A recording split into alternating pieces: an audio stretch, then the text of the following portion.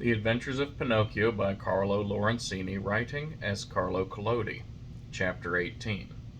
Pinocchio finds the fox and the cat again, and goes with them to sow the gold pieces in the field of wonders. Crying as if his heart would break, the marionette mourned for hours over the length of his nose. No matter how he tried, it would not go through the door. The fairy showed no pity toward him, as she was trying to teach him a good lesson, so that he would stop telling lies, the worst habit any boy may acquire. But when she saw him pale with fright and with his eyes half out of his head from terror, she began to feel sorry for him, and clapped her hands together. 1,000 woodpeckers flew in through the window and settled themselves on Pinocchio's nose. They pecked and pecked so hard at that enormous nose that in a few moments it was the same size as before. "How good you are, my fairy," said Pinocchio, drying his eyes, "and how much I love you." "I love you too," answered the fairy, "and if you wish to stay with me, you may be my little brother, and I'll be your good little sister." "I should like to stay, but what about my poor father?" "I have thought of everything. Your father has been sent for, and before night he will be here." "Really?" Pinocchio cried joyfully. "Then, my good fairy, if you are willing, I should like to go to meet him. I cannot wait to kiss that dear old man, who has suffered so much for my sake." "Surely, go ahead, but be careful not to lose your way. Take the wood path, and you'll surely meet him." Pinocchio set out, and as soon as he had found himself in the wood, he ran like a hare. When he reached the giant oak tree, he stopped, for he thought he heard a rustle in the bush. He was right. There stood the fox and the cat, the two traveling companions with whom he had eaten at the Inn of the Red Lobster. "Here comes our dear friend Pinocchio," cried the fox, hugging and kissing him. "How did you happen here?" "How did you happen here?" repeated the cat. "It is a long story," said the marionette. "Let me tell it to you. The other night, when you left me alone at the inn, I met the assassins on the road." "The assassins? Oh, my poor friend! And what did they want?" "They wanted my gold pieces." "Rascals," said the fox. "The worst sort of rascals," added the cat.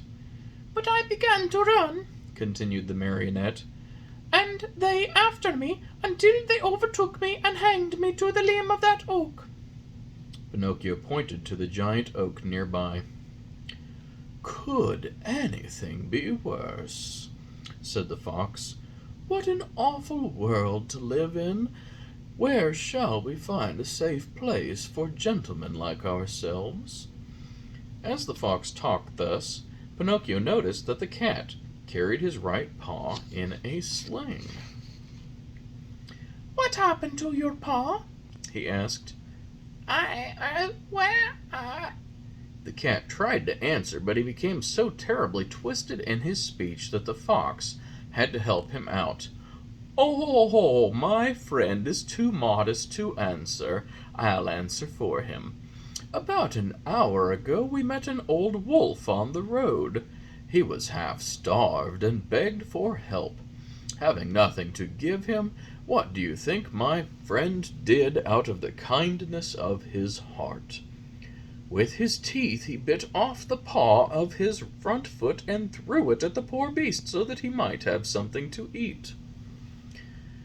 As he spoke, the fox wiped off a tear. Pinocchio, almost in tears himself, whispered in the cat's ear, "If all cats were like you, how lucky the mice would be." "And what are you doing here?" the fox asked the marionette. "I'm waiting for my father, who will be here at any moment now." "And your gold pieces?" I still have them in my pocket except the one which I spent at the Inn of the Red Lobster. To think that those 4 gold pieces might become 2,000 tomorrow. Why don't you listen to me? Why don't you sow them in the field of wonders? Today it is impossible. I'll go with you some other time. Another day will be too late, said the fox. Why? Because that field has been bought by a very rich man, and today is the last day that it will be open to the general public. How far is the Field of Wonders? Only 2 miles away. Will you come with us? We'll be there in half an hour. You can sow the money, and after a few minutes you will gather your 2,000 gold pieces and return home rich. Are you coming? Pinocchio hesitated a moment before answering, for he remembered the good fairy, old Geppetto, and the advice of the talking cricket. Then he ended by doing what all boys do when they have no heart and little brain. He shrugged his shoulders and said to the fox and cat, "Let us go, I am with you." And they went. They walked and walked for half a day at least, and they came to a town called the City of Simple Simons. As soon as they entered the town, Pinocchio noticed that all the streets were filled with hairless dogs, yawning from hunger, with sheared sheep, trembling with cold, with combless chickens, begging for a grain of wheat, with large butterflies unable to use their wings because they had sold all their lovely colors, with tailless peacocks, ashamed to show themselves, and with bedraggled pheasants scuttling away hurriedly, grieving for their bright feathers of gold and silver lost to them forever. Through this crowd of paupers and beggars, a beautiful coach passed now and again. Within it sat either a fox, a hawk, or a vulture. "Where is the Field of Wonders?" asked Pinocchio, growing tired of walking. Be patient, it's only a few more steps away. They passed through the city, and just outside the walls they stepped into a lonely field, which looked more or less like any other field. Here we are, said the fox to the marionette.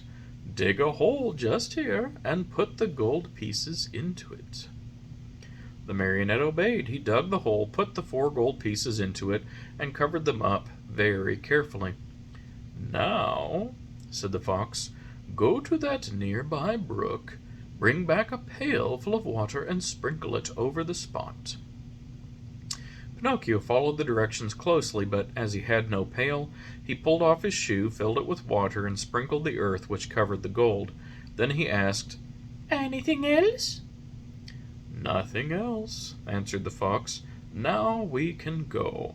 Return here within 20 minutes, and you will find the vine grown and the branches filled with gold pieces." Pinocchio, beside himself with joy, thanked the fox and the cat many times and promised them each a beautiful gift. "We don't want any of your gifts," answered the 2 rogues. "It is enough for us that we have helped you to become rich with little or no trouble. For this we are as happy as kings." They said goodbye to Pinocchio, and wishing him good luck, went on their way.